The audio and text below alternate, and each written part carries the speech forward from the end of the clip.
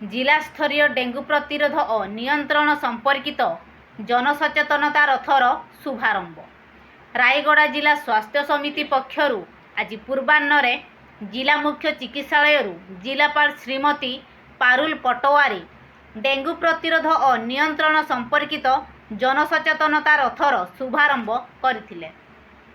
समग्र जिले में स्वतंत्र डेंगू प्रतिरोध और नियंत्रण संपर्कित जनसचेतनता कार्यक्रम चालू रही एवं विभिन्न डेंगू सचेतनता वार्ता नहीं यही सुसज्जित रथ जिलार समस्त ब्लॉक और सहरांचल परिक्रमा करिवो।